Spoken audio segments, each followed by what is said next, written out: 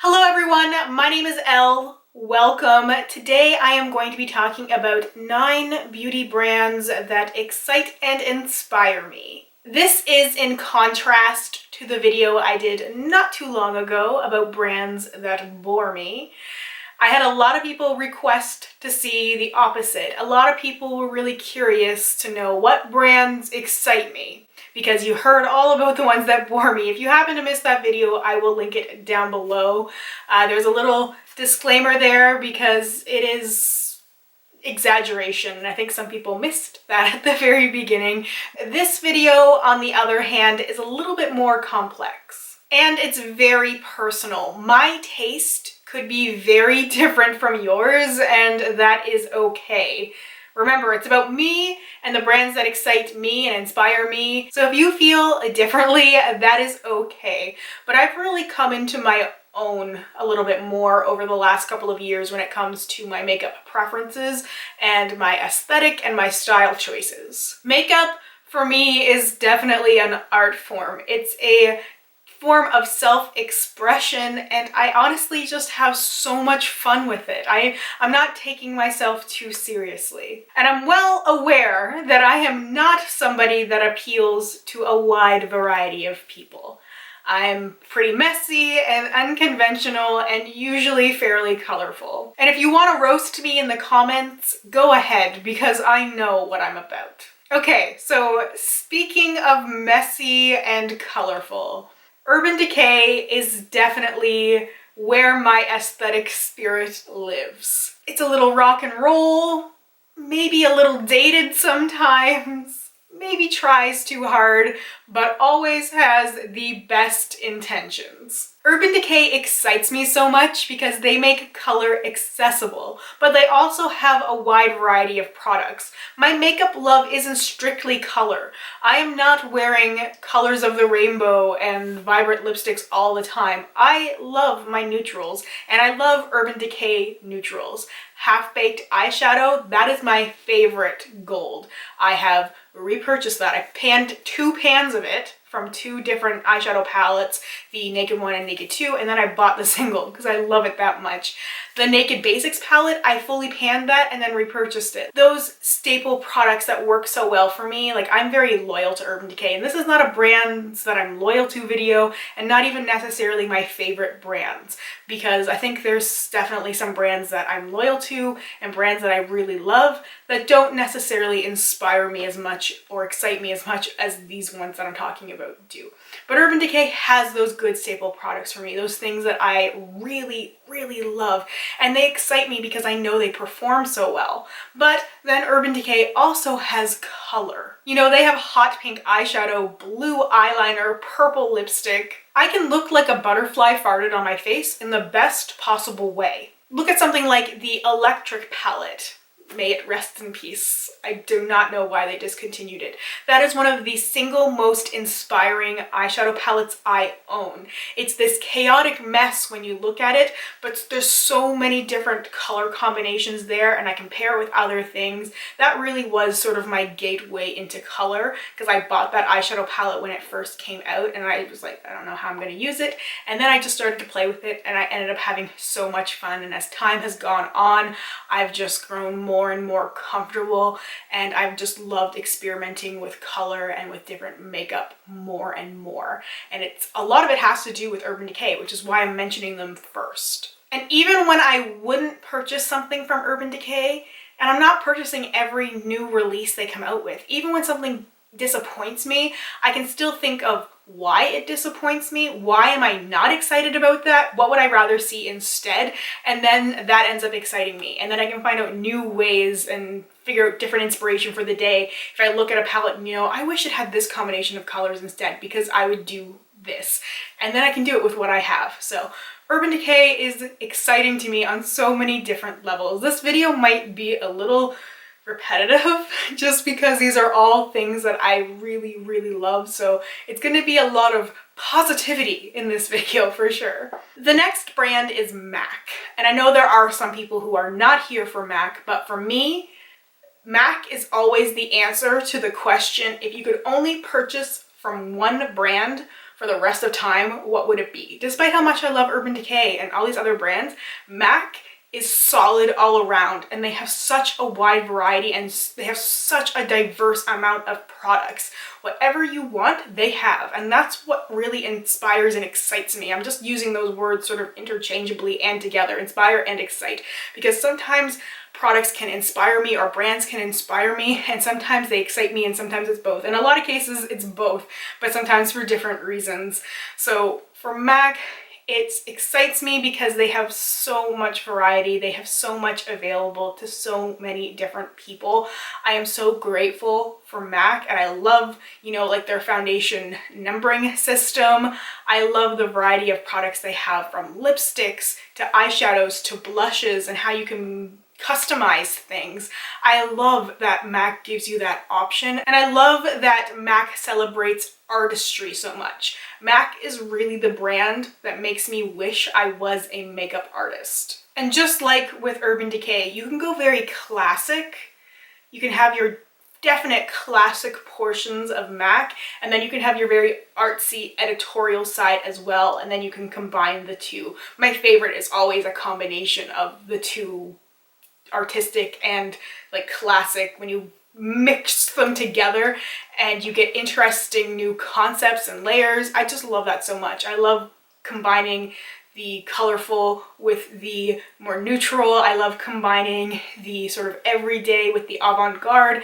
I love that you can find all of those things within MAC. I like looking at the shoots that they do to promote the products. I love those that are editorial sides of it. I love looking at the different packaging. It's just something that I like looking at that can excite me. I don't even have to have the physical product in my hand. My third brand is Anastasia of Beverly Hills, and this might be surprising to some people because I'm sure there are some people who are thinking like soft glam, the neutrals and modern renaissance, like contour kits, really sculpted out brows. But for me, I love the really innovative side of Anastasia. I love subculture. I love the Moonchild glow kit. I love the weird colors of lipsticks and lip glosses they have. I like the weirder side of Anastasia. Now, I'm not saying these brands are without problems.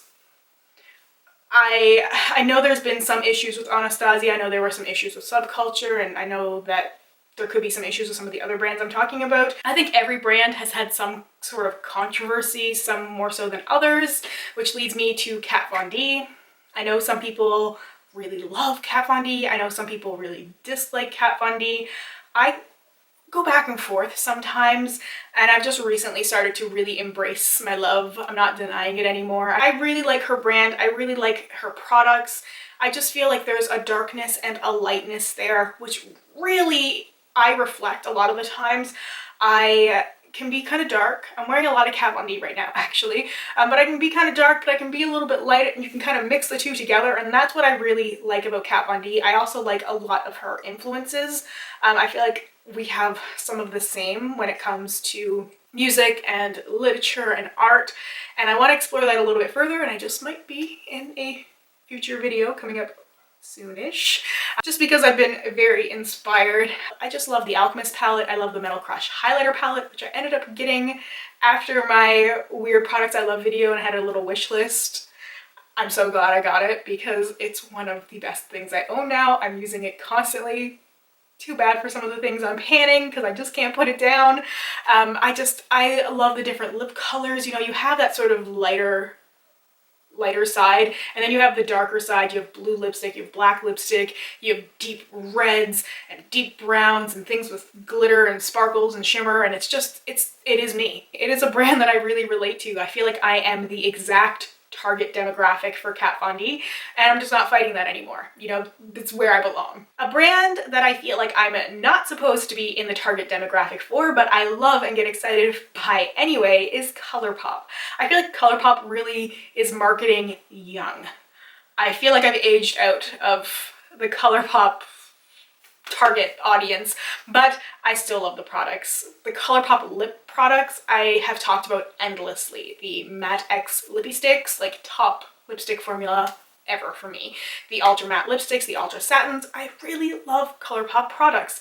And there was a time when I was really inspired and I bought a lot. It was a good time, but not a good time because it's so expensive ordering ColourPop from Canada. You have to usually pay extra fees if you're above a certain price or you're paying a ton for shipping. And it was worth it though. The stuff I have I love, but lately I feel like ColourPop has started to lean a little bit more towards the neutral side, which is not really surprising to me because ColourPop really follows trends. They follow them closely, but they don't start them. Like I feel like Anastasia is a brand that's innovative and starts trends. I feel like ColourPop follows them quickly. Like they produce things really fast. They are that fast, fun, cheap makeup brand, but that's good quality. I really like that because when I'm thinking of something, when one product comes out and it's like, oh, I really like that, but that's too expensive, ColourPop comes right behind and they're like, hello, here we are.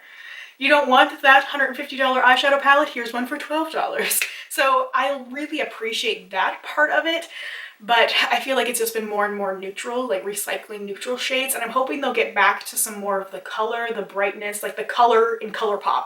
I feel like they're losing that a little bit, but they still excite me because whenever I see that there's new ColourPop products coming out, I'm checking their Instagram, I'm checking their Twitter, I'm like, what's coming out? I'm checking the website. I love looking to see what's coming up because I still have faith in them that they are going to bring a lot of that color back, and it's pretty accessible color, not necessarily for people out of the US. Like it's not something you can get really quick, but in comparison to some other things, it can be more affordable and just you can have more variety and more options for a lower price point. Another more affordable brand that really excites me is NYX. I have started to come around to NYX. I talked about a few times why I wasn't really purchasing stuff, but now I'm just like hardcore worshiping NYX because they have such a wide variety of products, from those everyday neutral staples to fun artistry play stuff. Like they have paints and pigments and glitters, they have cream liners, they have all these different unique finishes and things that are really, really affordable that you don't see from other brands. Like there's one other brand that's sort of close to NYX in terms of the products they carry, which I'll talk about in a minute actually, because it's another brand that excites me.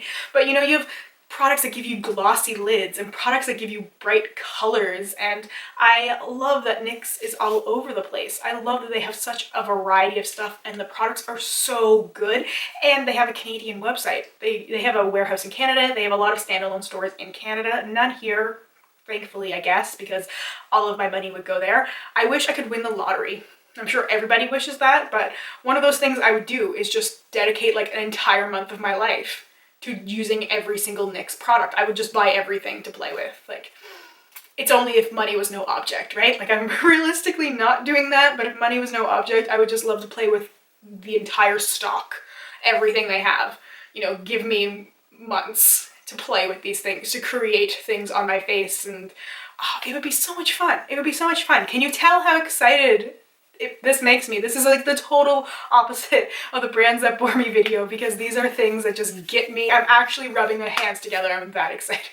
Okay, so the similar brand that I mentioned earlier is Makeup Forever. So Makeup Forever is definitely the more expensive and I would say prestigious version of NYX. NYX is very accessible, it's affordable, but they have a lot of artistry products. Makeup Forever is much more expensive, but they are definitely all about artistry. Makeup Forever scares me though, I will be honest. I don't have a whole lot of Makeup Forever products because I always feel like I'm not good enough to have them. I feel like you have to be so talented for Makeup Forever products. I feel like they are for makeup artists, and I'm just like, I'm not at that level. Every time I go to a Sephora, I always spend forever looking at the Makeup Forever products, but I always feel like these are for artists. I just need to get over that because I just love playing with products. Talent level doesn't really matter. I'm not frequently doing makeup on other people. I'm doing it on myself, and I just do what speaks to me, and I could just I could go to town with Makeup Forever products, but they kind of inspire me to be better. They want me to, they want me, like I'm having conversations with these products, you know, these are the secret thoughts that you're telling me. Oh dear God. Okay, so Makeup Forever, it inspires me to practice more, to try harder so that I can get better, because I want to be at that level. I want to work towards that. I want to keep getting better and better. And I think if you go and you reference some of my other videos, you can see that my skill level has improved because I've practiced so much. And Makeup Forever is one of those brands that really inspires me. And the more I play with the products, the more I look at the products, the more inspired and excited I get. And the better I can see myself getting in the future. Now, the last two brands I'm going to mention are very, very expensive brands. The first one is Natasha Denona. Yes, I said it. I know the products are ridiculously priced. I know the price point is just insane. It's insane, but the products are beautiful. I only have a couple of things, but I love them. I love them so much. But besides the products themselves, I love looking at the makeup, especially the eyeshadow. Natasha Denona is a makeup artist, one of the best makeup artists out there, and she has such an eye for colors. Her color stories within palettes just rock my world. Every time she's talking about color combinations and pairings and her reasons why, it's just, I just get so inspired by it. My eye look is kind of inspired by something I saw on her Instagram not that long ago. I'm obsessed with her Instagram. There's so much inspiration there. I get so excited looking at the look she created. I get so excited looking at the palettes that she has. And even though I'm realistically not going to have most of them, if not any more, I'm hoping to get one kind of soonish because it spoke to me. I hate saying that it speaks to me, but sometimes that's truly what it is. Like, I just feel this connection to it. I can look at these products and I just think, wow, that is what I've been missing. That is what I need. I can just already imagine the things I can create. And I look at what I already have and go, you know what? I don't have that. I might have close, but I don't have that and I want that. And I feel that a lot with Natasha Denona products, which is bad because it's so expensive. And I have to keep telling myself that it's not really practical for me to have that many products, but it's definitely something that I lust over, something that I love thinking about the possibility of having, and just pulling the inspiration that I can because of the products. Like, that's what is really exciting to me, is seeing these new releases and seeing what's coming out of them and then being inspired and thinking about it, because it's just something that I'm just so passionate about. And I feel like Natasha Denona is very passionate about it, and it comes out in her products. Much like the last brand I'm going to talk about, Pat McGrath Labs. So Pat McGrath, I'm sure you guys already know, she's like the world's best makeup artist. It's cliche to say at this point that Pat McGrath is your favorite makeup artist, but she is 100% mine. Pat McGrath said about her brand that she wants to change the way that people think about makeup. The exact quote, I have it here, is, "I want to change how people think about makeup and disrupt the status quo." Pat McGrath is an artist in every sense of the word. I read interviews from her. I've been reading a ton lately, just like some recent and some old. And I've been digging through my archives of magazines and going through any mention of Pat McGrath. And it honestly gives me goosebumps and makes me want to cry because I just relate on some otherworldly level. Like, I am no Pat McGrath, but I just am so inspired by her, and the words she say make sense. Like, I relate to how passionate she is about makeup. Like, I relate to that aspect of it, and you really see that reflected in her brand. It's crazy expensive, like Natasha Denona. I only have a handful of those products as well. You definitely have some on my wish list. But again, it's the same thing. I can look at those products and be inspired by them.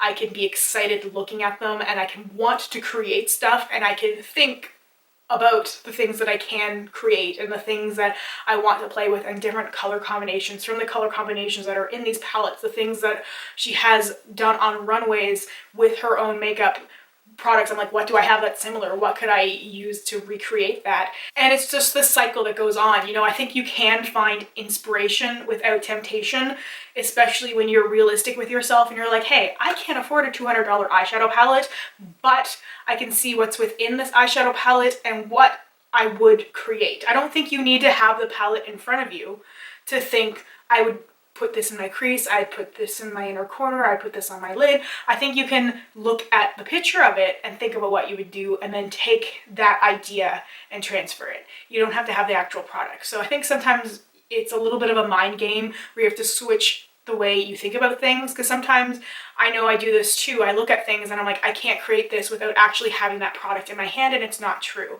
I can do a version that works for me with what I have, or even just playing with it to see if it's something that I would like. You know, do I want to invest in these products? Is it so different from what I already have? Let's play with what I have and see what I can come up with first, because sometimes it works well and sometimes it doesn't, so then it leads you in one direction or another, and you can still be smart with yourself and know, okay, this is what's realistic for me and this is what's not.